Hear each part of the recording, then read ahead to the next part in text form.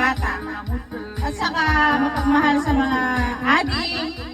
Lalo na, naiyak tuloy ako. Pag-aalaga mo sa mga adik mo mula noon. Dapat hanggang sa pagtanda niyo, huwag kayong magbago. Huwag kang magbago, ah?